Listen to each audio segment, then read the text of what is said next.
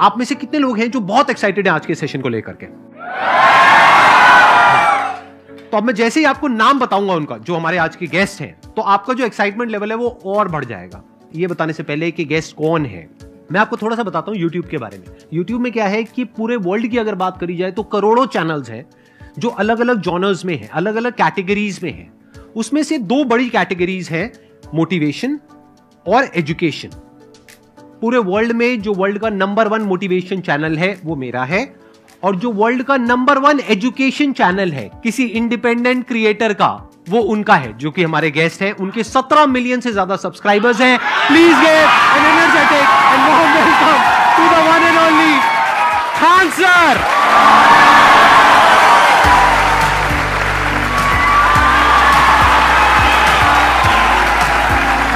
क्या हाल चाल जी, कैसे हैं आप?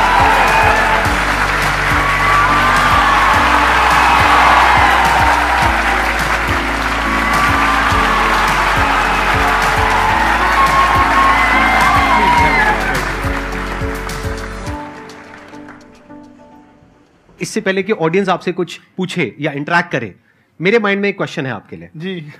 जो बच्चे हैं वो आपके इतने दीवाने क्यों हैं, इतने पागल क्यों हैं आपके पीछे? मतलब मेरे कमेंट सेक्शन में भरा पड़ा था, खान सर कब आएंगे, खान सर कब आएंगे। मतलब ऐसा क्या जादू कर दिया आपने बच्चों के ऊपर? ये सवाल हम आपसे भी पूछते हैं, हमारे पे भी इतना कमेंट आया, इतना मेरे तो ऑफिस में लोग चले आए कि सर कब जा रहे हैं। अच्छा। क्योंकि हम लोग का तो एग्जैक्ट है, वही पढ़ाना है। हाँ।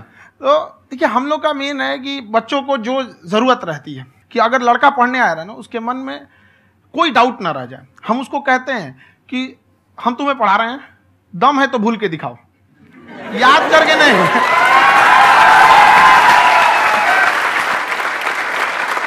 प्लस आप जिस प्राइस पॉइंट पे पढ़ा रहे हैं, आई थिंक वो सबसे कम है, वो बहुत ही कम है। सर ये जो फीस का कल्चर है, ये हमारा इंडियन कल्चर नहीं है। हमारा इंडियन कल्चर गुरु दक्षिणा है, उस हिसाब से वो सही है। ऑक्सीजन जैसे जिंदगी के लिए जरूरी है, वैसे एजुकेशन जरूरी है। कोई ये नहीं कह सकता है कि पैसे की वजह से वो खान सर के यहां से लौट गया। क्या बात है।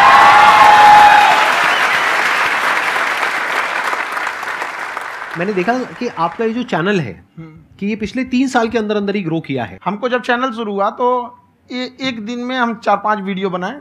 एक हमको कुछ आता, आज भी नहीं आता इतना, तो हम देख के कैमरा उमरा तो हम कंफ्यूज हो गए, बाप रे। तो हम एक ही दिन में वीडियो शूट किया, पढ़ाने वाला टॉपिक था हमको। उसके बाद कभी वीडियो ही नहीं, 6-7 वीडियो एक ही बार शूट कर लिए। और एक जो थे जिनका कैमरा वगैरह था, मेरे पास कैमरे भी नहीं थे उस टाइम, और कैमरा 35,000 का था, तो 6 महीना इसी में लग गया, जो 35,000 इसी में फंस जाएगा। तो उनके कैमरे से शूट किए, उन्होंने कोई चार्ज लिया, उसके बाद हम छोड़ ही दिए। लॉकडाउन लगा, तब हम कहें आप कैसे पढ़ाएंगे, वो तो 1 दिन 2 दिन करते करते अचानक लंबा हो गया। तब हमको याद आया कि ओहो मेरा एक चैनल भी है वहाँ पे।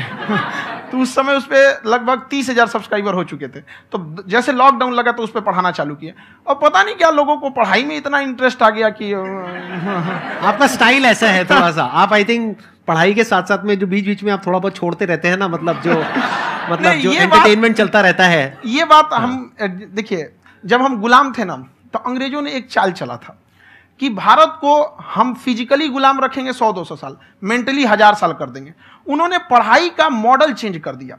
उन्होंने ऐसा डिजाइन किया कि टीचर की रिस्पॉन्सिबिलिटी है वो पढ़ा के चला जाए। टीचर की रिस्पॉन्सिबिलिटी यहाँ खत्म नहीं हो जाती है। पढ़ाना तो कोई भी पढ़ा सकता है, टीचर की इससे बड़ी रिस्पॉन्सिबिलिटी होती है उसे समझाना। वो समझा कि नहीं समझा। अगर लड़का आपके समझाने के बाद डाउट रह गया तो ये आपकी गलती है। लड़का हमसे पूछता है सर इतनी भीड़ है आपके पास, तो कहे सर डाउट कैसे पूछेंगे? हम कह रहे यार तुम्हारा डाउट बचेगा तब ना पूछेगा तुम डाउट यहाँ पर।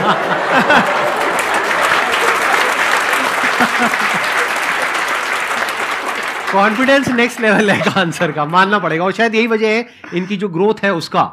किसी ने शायद सपने में भी नहीं सोचा होगा कि पिछले 2 साल के अंदर अंदर जो आपके चैनल की ग्रोथ हुई है, जैसे आप खुद ही बता रहे हैं कि लॉकडाउन के टाइम पे आपके 30,000 के करीब सब्सक्राइबर्स थे, आज की डेट में 17 मिलियन है। और मेरा एक क्वेश्चन और है, इससे पहले कि ऑडियंस में से आपसे कोई क्वेश्चन पूछे, कि कई बार आप ऐसे भी टॉपिक्स टच करते हैं जो थोड़े से कंट्रोवर्शियल हैं या थोड़े से सेंसिटिव हैं, जिसके ऊपर बात करने की हिम्मत आई थिंक बहुत ही कम लोगों में है। तो आपको कभी ये नहीं लगता है कि कहीं ज्यादा तो नहीं हो रहा है, इसको थोड़ा रोक देते हैं, थोड़ा कम कर देते हैं? क्योंकि कोई लाइन ही नहीं है वैसे तो बोलने को, तो आप कुछ भी बोल दो, कितना भी बोल दो। हुई है कंट्रोवर्सी बहुत बार। एक्चुअली बचपन से हमको फौज में जाना था, और फौज वालों के लिए ये सब मायने नहीं रखता। उसको करना है मतलब करना है, तुम सामने कुछ भी रहो, डजंट मैटर।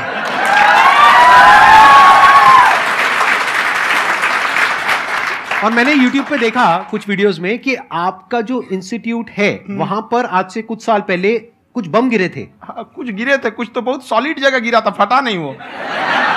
मतलब आपके आसपास? हाँ, बम को भी पता है कि टीचर की इज्जत किया जाता है। क्या बात है, क्या बात है। मैं समझ पा रहा हूं कि ये आपके अंदर जो एटीट्यूड है ये कहां से आ रहा है, क्योंकि आप बचपन से ही फौज में जाना चाहते थे, तो आप जंग के मैदान में ही खड़े हैं एक तरीके से। बस फर्क ये है कि आपके हाथ में कलम है, हथियार ना हो करके। हथियार से एक आदमी की जान जा सकती है, हाँ। कलम से बहुत ताकत होता है। शिक्षा एक ऐसा हथियार है ना, हर कुरीतियों से लड़ सकता है, हर तरह की समस्याओं से। और ये एक ऐसा हथियार है, मेटल डिटेक्टर में भी नहीं पकड़ाता है।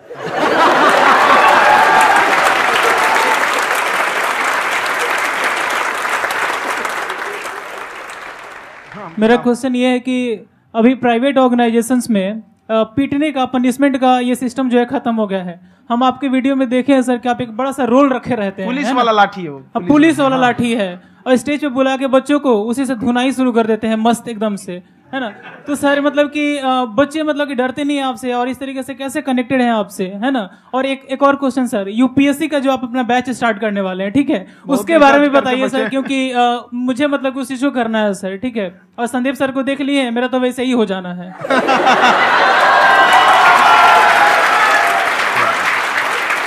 क्या हो जाना है?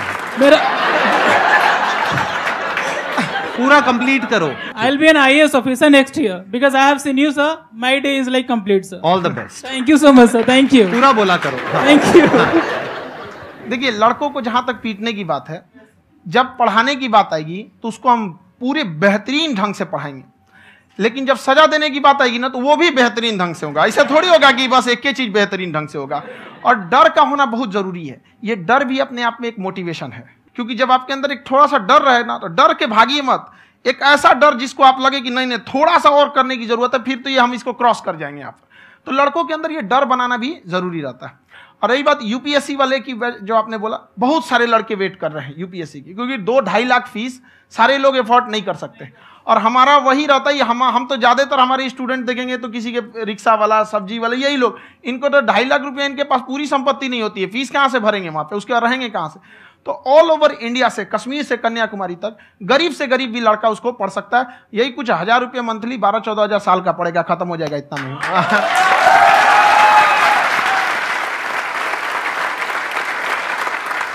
ये जो डंडे वाली बात इन्होंने कही, ये सच है? मतलब आप सच में एक डंडा रखते हो? पुलिस का ही है वो। और मारते हो? हाँ, कि मतलब अगर कोई लड़की छेड़ता है या ऐसा कोई भी उल्टा पुल्टा काम पढ़ाई करता लिखाई है, कुछ भी गलती करेंगे तो पिटाएंगे वो यहाँ पे, कैमरे पे, ऑन कैमरा, जैसा भी रहे, कुछ भी पिटाना तो उनको फिक्स है। एक तो कोई मतलब विधायक जी थे, उनके लड़का को पीट दिए, तो चला है दल बल लेके अपना वहां पे।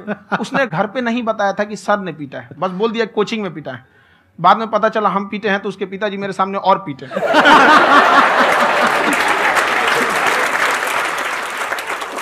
सर, आपका सबसे बड़ा डर क्या है, आप दोनों का?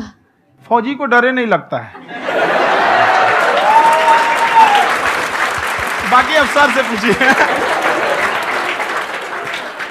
आज के सेशन से पहले कोई डर नहीं था, लेकिन अब मुझे इनकी डंडे वाली कहानियां सुन करके डर लग रहा है कि कहीं मैंने गलती से कुछ बोल दिया और इन्होंने कहीं पीछे कुछ रखा हुआ है, और यही आ करके अगर इन्होंने मेरी पिटाई कर दी तो बहुत बुरा हो जाएगा। तो इसलिए हमको थोड़ा डर लग रहा है।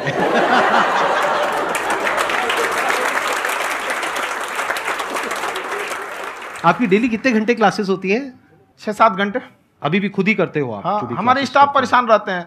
हम 1:30-2 बजे सोते हैं, सुबह 6 बजे उठ जाते हैं, परेशान रहते हैं। यार इतना क्यों करते हो, है ना?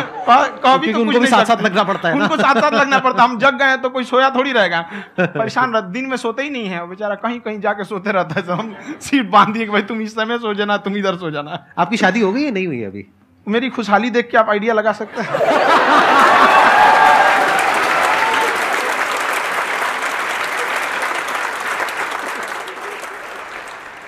First of all I would like to say sir, thank you so much to you and to your team कि आपने मुझे यहाँ आने का मौका दिया। एंड सर, अब तक मैंने आपको सिर्फ फ़ोन या लैपटॉप में ही देखा है दोनों को, आज फर्स्ट टाइम लाइव देख रही हूँ तो बहुत अच्छा लग रहा है। तो मेरा क्वेश्चन ये है सर आपसे, जब हम लाइफ में कोई डिसीज़न लेते हैं कि हमें ये पर्टिकुलर चीज़ करनी है, और क्योंकि हम डिसीजन लेते हैं तो हमारी आदत है कि पहले हम 4 लोगों से पूछते हैं कि तू बता तेरी क्या राय है, तू बता तेरी क्या राय है। तो उनमें से अगर कोई हमें कह देता है कि ये बेकार डिसीजन है मत कर, तो हमारा माइंड कहीं ना कहीं डाइवर्ट होने लगता है और उसकी वजह से हम अपना डिसीजन चेंज कर देते हैं। तो मेरा क्वेश्चन ये है कि कैसे हम अपने डिसीजन पे स्टिक रहे, कैसे हम जो दूसरे के ओपिनियन है उनको अफेक्ट ना होने दें अपने ऊपर। दूसरे से सलाह लेने से पहले एक बार खुद उस पर रिसर्च कर लेना चाहिए, ताकि आप सामने वाला क्या सलाह दे रहा है आपको समझ में आना चाहिए। यहाँ पर ऐसा नहीं है कि कई बार ऐसे होते हैं कि दूसरे वाले को एक्सपीरियंस होता है, तो अगर आपको पहले से आइडिया है, उसके बारे में आप बेहतरीन ढंग से रिसर्च किए हैं कि क्या इसमें प्लस पॉइंट है क्या निगेटिव है, उसके बाद आप किसी से सलाह लेने जाइए। ये नहीं कि मन में सीधा बताओ गड़बड़ा जाएगा। तो वहाँ पे पहले आपको R&D करना पड़ता है, समझ में आया कि नहीं। और जिंदगी हो या गाड़ी, जीतेगा वही जो टाइम पे गियर चेंज कर रहा है। तो डिसीजन चेंज करना बहुत ज़्यादा गलत नहीं है। इन्होंने बहुत अच्छी बात कही है और मैं इसी बात में थोड़ा सा और ऐड ऑन करूंगा कि ये जो आपने कहा ना कि अपने डिसीजन पे स्टिक कैसे रहें, ये कोई अच्छी क्वालिटी नहीं है, क्योंकि टाइम टू टाइम आपको अपने डिसीजंस को चेंज करना होता है। जैसे आपने 4 लोगों से डिस्कस किया, कोई इंसान कुछ पॉजिटिव बोल रहा है, कोई नेगेटिव बोल रहा है, उससे फर्क नहीं पड़ना चाहिए। डिपेंड ये करता है कि वो जो बोल रहा है उसका बेसिस क्या है। क्या वो किसी नॉलेज या एक्सपीरियंस के बेस पे बोल रहा है या ऐसे ही कुछ भी बोल रहा है? ऐसे ही बोल रहा है तो फिर उसकी बात पे ध्यान क्यों दे रहे हो? अगर किसी नॉलेज या एक्सपीरियंस के बेस पे बोल रहा है, फिर चाहे वो पॉजिटिव बोल रहा है चाहे नेगेटिव बोल रहा है, दोनों ही मायने रखता है। उसके बाद में रिसर्च करनी है और फिर रिसर्च करने के बाद में फाइनल डिसीजन अपना खुद का होना चाहिए। अब वो डिसीजन उससे अलग भी हो सकता है जो आपने पहले लिया था, और वो सेम भी हो सकता है। सर मेरा क्वेश्चन दोनों से है आपसे, how to deal procrastination and laziness. हमारा ब्रेन है ना, ये बहुत आलसी टाइप का, इसको आराम खोजना पसंद है। अब थोड़ा सा भी आप इसको आराम की ओर लेके चले गए ना तो फिर उधर ही रहेगा। आप सोचेंगे 10 मिनट आराम कर लेते हैं ना, तो 10 मिनट 2 घंटा बना देगा। उसको टॉर्चर कीजिए, चल 10 मिनट बाद में उसको आप उस पर हावी में, वो कह रहा है कि हमको आराम चाहिए, आपको हाँ आराम मिलेगा, पहले काम फिर मिलेगा आराम। तो आप उसके हिसाब से मत चल। आपका मन कर रहा है थोड़ा सा देख लेते हैं, कोई नोटिफिकेशन आया, आप कोई काम कर रहे हैं, क्यों पहले काम कर लीजिए, बाद में देखिएगा ना नोटिफिकेशन। आप हावी मत होने दीजिए यहाँ पे। अगर आप 5 मिनट भी थोड़ा सा लूज पड़े ना, थोड़ा सा कमर सीधा कर लेते हैं, 2 घंटा बर्बाद कर दिया आपको। हावी मत होने दीजिएगा उसको अपने ऊपर। प्रोक्रेस्टिनेशन को तोड़ने का एक ही तरीका है, सबसे छोटे लेवल पे ले जा करके उस गोल को तोड़ दो। यानी वो गोल बहुत बड़ा है, उसको ब्रेक डाउन करो, उसके सबसे पहले स्टेप पे आ जाओ कि उसको अचीव करने का सबसे पहला स्टेप क्या है। जैसे गाड़ी चलाना सीखना है, उसका सबसे पहला स्टेप क्या है। अगर घर में कोई नहीं है सिखाने वाला या सिखाने वाली, तो बाहर जा करके जो गाड़ी का ड्राइविंग स्कूल है उधर जा करके पैसे दे दो। अब फंस गए ना तो फंसा दो अपने आप को। दिमाग ये लगाओ कि अपने आप को कैसे फंसाया जाए। जब हम फंस जाते हैं ना तो फिर हमको वो काम करना ही पड़ता है। Then there is no looking back. जब तक आप सोच रहे हो तब तक सोच रहे हो, उसको बोलते हैं पैरालिसिस ऑफ एनालिसिस, कि आप सोचते चले जा रहे हो अपने माइंड में, मैं ये करूंगा वो करूंगा वो करूंगा वो करूंगा, और प्रोक्रेस्टिनेट हो रहा है, वो चीज टलती चली जा रही है। तो उसको छोटे से छोटे लेवल पे ब्रेक डाउन करके उसको कर दो, दैट इज नंबर 1। और जैसे ही करना शुरू करते हो, कोशिश करो कि उसको जब तक कि आप सही से नहीं कर लेते हो उसको छोड़ना नहीं है, तो आपकी लेजीनेस भी खत्म हो जाएगी। कई लोगों को तो हमने देखा जो सप्ताह में कुछ भी नहीं करता, वो भी संडे को आराम कर रहा है।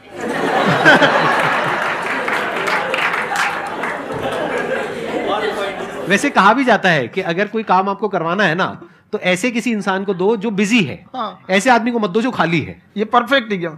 किसी को भी आप देखिएगा जिसको आप कहते हैं कि मतलब थोड़ा ठीक ठाक आप समझते हैं कि नहीं ये बहुत आगे निकल, वो एक काम को खत्म करने के बाद कभी आराम नहीं करेगा। एक काम खत्म हुआ उसको लगेगा हाँ एक खत्म हो गया, अब दूसरा करना चाहिए। और वही जिसको देखिएगा एक खत्म हो गया और आराम करना चाहिए, कभी नहीं, लाइफ में आखिरी सांस तक।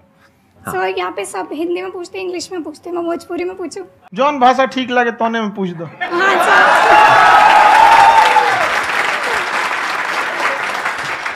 सर ये पूछे के चाहते नहीं कि जैसे हमने के पढ़ाई करे निशान, तो कभी कभी डेली टारगेट्स जो होला वो कंप्लीट ना होला। अगर टारगेट्स कंप्लीट भी होला तो फिर ऐसा इरिटेशन या फिर वो एंजाइटी या फिर कि और करना है या फिर अभी नहीं हुआ, वो चीज़ हमेशा रहेला। तो वो कम कैसे करल जाए? देखिए टारगेट्स को ना हम लोग को एक अपने हिसाब से पहले फिट करना चाहिए। ऐसा नहीं कि दूसरे किसी इंसान को देख के हम टारगेट फिट कर ले। कोई लड़का 8 घंटा पढ़ रहा है, कोई पहली बार अभी पढ़ना ही चालू किया, उसको देख के 8 घंटा पढ़ेगा तो पढ़ाई छोड़ देगा। तो आप अपनी क्षमता के हिसाब से देखिए कि आप कितना पढ़ सकते हैं। अगर आपने एक घंटे को बना लिया कि हम 1 घंटा पढ़ सकते हैं, अगले 1 हफ्ते तक उसको सस्टेन रखिए। जिम में कैसे करते हैं लोग, पहले दिन उठा लीजिएगा 1 कुंटल तो हार्ट अटैक हो जाएगा। तो वो धीरे धीरे टारगेट सेट कीजिए और अपनी क्षमता को भी देखिए। हर इंसान की क्षमता अलग है। कंगारू को देख के हाथी छलांग मारेगा, पैर तोड़ के बैठ जाएगा।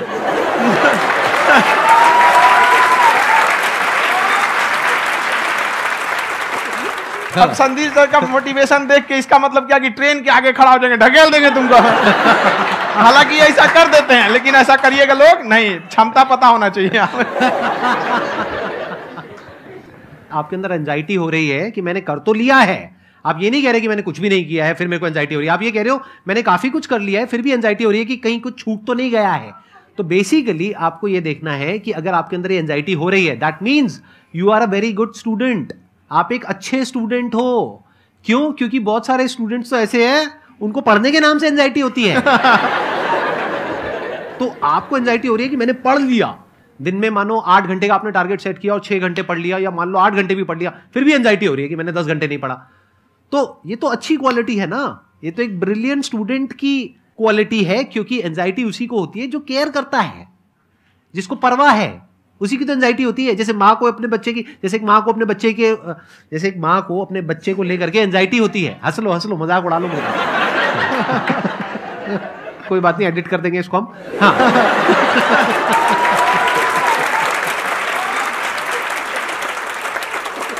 जैसे एक माँ है, उसको अपने बच्चे को लेकर के एंजाइटी होती है, थोड़ी सी भी तबीयत खराब हो जाए उसको एंजाइटी होती है, चाहे बच्चा ठीक भी है, डॉक्टर को नहीं होती है। क्यों? क्योंकि माँ को उस बच्चे से प्यार है। तो दैट मीन्स कि आप अपनी पढ़ाई को लेकर के सीरियस हो, इस वजह से आपके अंदर एंजाइटी हो रही है, विच इज नॉर्मल। जहां पर प्यार मोहब्बत होती है वहां पर थोड़ी बहुत एंजाइटी तो होती ही है ना। समझ रहे हो ना मैं क्या कहना चाह रहा हूं? आप लोग समझ रहे हो ना मैं कहां जा रहा हूं? जब वो किसी और से बात करती है तो एंजाइटी होती है ना।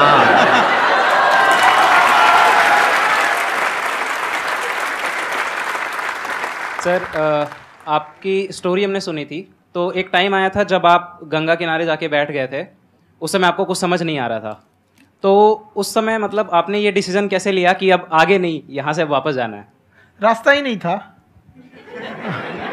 घर जाने के लिए एटलीस्ट 90 रुपए चाहिए थे, जेब में 40 रुपए थे। कैसे घर जाते हैं? और हम गंगा के किनारे चुपचाप बैठे बैठे हम कहें कि अब बहुत टेंशन हो गया, अब घर जाना चाहिए। रूम पे, तो किराए के रूम पे ही आदमी सारे लोग रहते।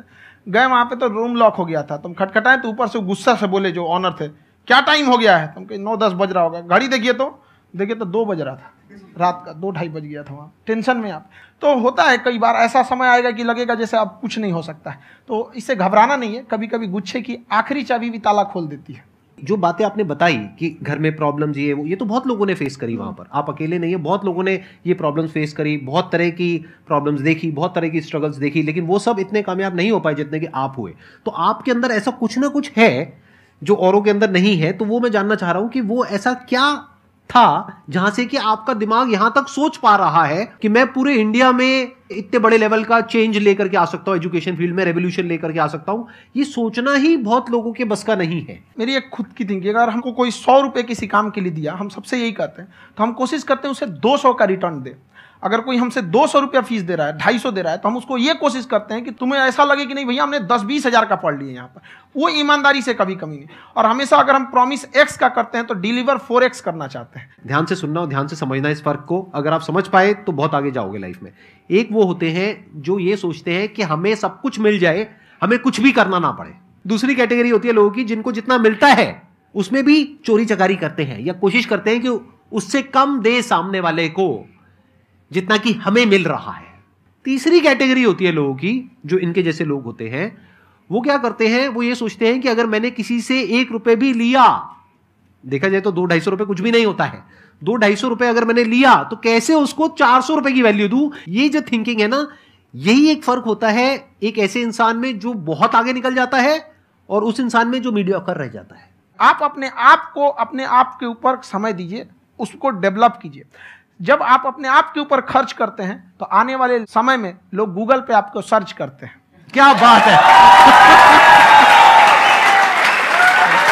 सर, ये आपने अभी बनाया है या ये कोई पुराना आपका वो है? बनते रहता है, इसे फ्लो में बन जाता है।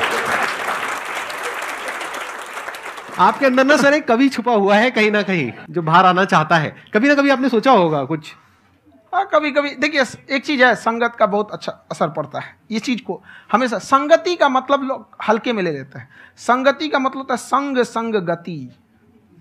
तो अच्छे लोग के साथ रहेंगे तो संग संग अच्छी गति होती जाएगी, खराब में रहेंगे तो ये भी होता है।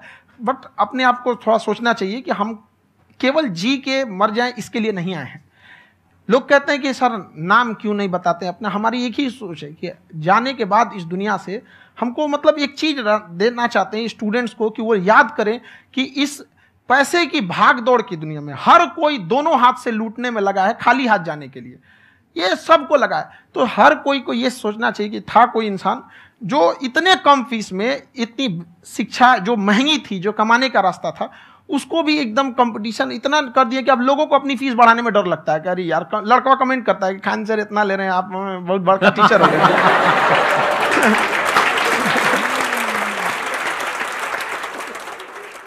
खान सर की एक क्लिप है, ये समय और समझदारी में बहुत फर्क होता है। अगर समय रहते समझदारी आ गई तो इंसान कामयाब हो गया, लेकिन अगर समय चला गया फिर समझदारी आई फिर तो बेकार है। तो सर मतलब कुछ आपको ऐसी चीज़ लाना चाहिए जो मतलब बच्चों जो तैयार हो रहे हैं उनको ये चीज़ें मतलब एंड टाइम पे दिखे। समझ रहे हैं आप मेरी बात? नहीं समझ?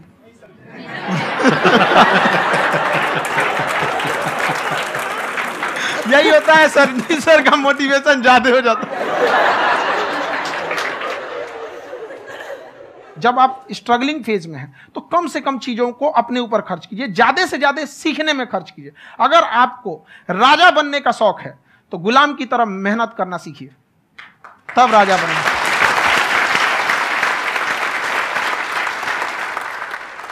ये दुख, ये दर्द, ये सब तेरे अंदर है। तू अपने बनाए इस पिंजड़े से बाहर निकल के देख, तू अपने आप में एक सिकंदर है।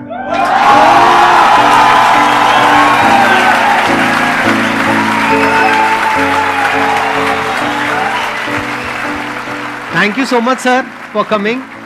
बहुत मजा आया मेरे को आपके साथ में इंटरेक्ट करके। आई एम श्योर आप लोगों को भी बहुत मजा आया होगा।